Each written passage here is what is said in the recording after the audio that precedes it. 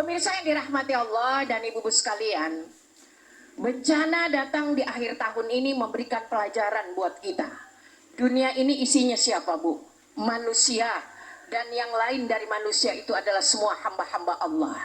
Kerusakan yang terjadi adalah akibat ulah manusia. Muncul pertanyaan, benar atau salah? Dengan gamblang saya mengatakan, benar, sahih jiddan. Kenapa? Tidak mungkin Allah menciptakan alam tidak seimbang. Karena Allah sendiri yang mengatakan was-samaa'a rafa'aha wa wada'al mizan. Semuanya aku ciptakan seimbang. Musim menjadi tidak karu-karuan. Alam kemudian protes, kenapa? Karena manusia mengeksploitasi semua. Allah ciptakan buat kita untuk memberikan kemakmuran. Maka lihat bagaimana apa yang dikatakan manusia-manusia yang serakah mengeksploitasi alam ini, yang tidak berbuat apa-apa pun terkena dampaknya. Allah Subhanahu wa taala sampaikan ini di dalam surah Asy-Syura ayat 30. Wa ma asabakum mim musibatin fabima kasabat aydikum.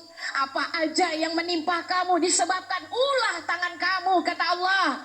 Diperkuat juga dengan surah Ar-Rum ayat 41. Zaharal fasad fil barri wal bahr bima kasabat aydin nas. Manusia lagi, manusia lagi, manusia lagi. Kenapa? Karena manusia yang membuatnya menjadi tidak seimbang.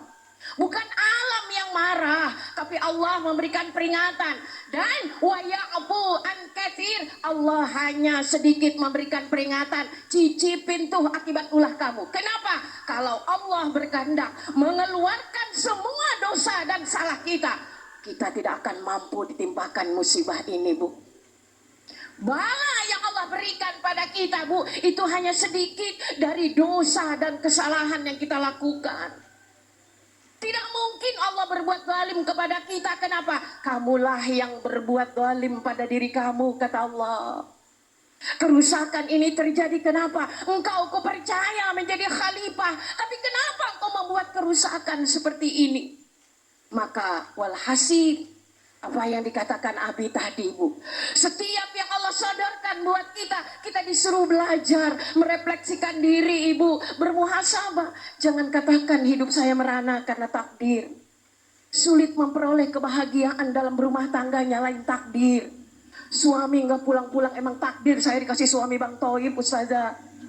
Banyak suami-suami yang soleh. Iya, tidak nyaman berteman, katakan emang takdir saya punya teman yang julid-julid. Mentok takdir, mentok takdir, mentok takdir.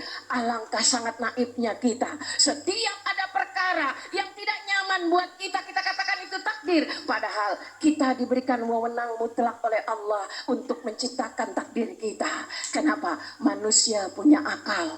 Kata Allah apa? Setiap dosa dan keputusan yang salah, setiap eksploitasi yang membabi buta, kenapa?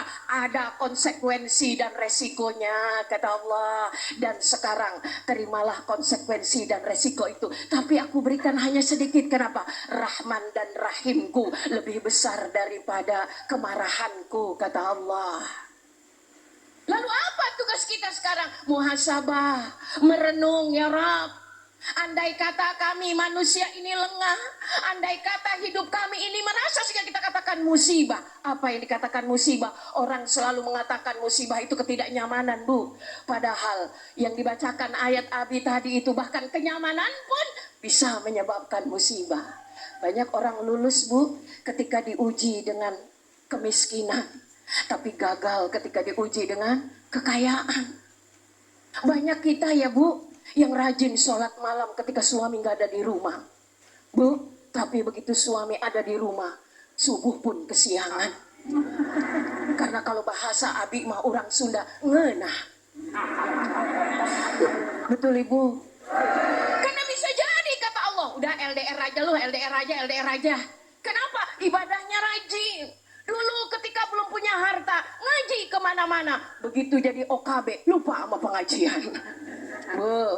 Allah ajarkan segala nikmat yang kata kita ini buruk-buruk, tapi kalau kita sadari ma qadarullah khair, apa yang ditakdirkan oleh Allah untuk kita itu baik. Karena itu kebaikan itu bagaimana mindsetnya, perbuatan kita akan berimbas kepada hubungan relasi kita dengan manusia dan hubungan relasi kita dengan alam. Wallahu a'lam bishawab.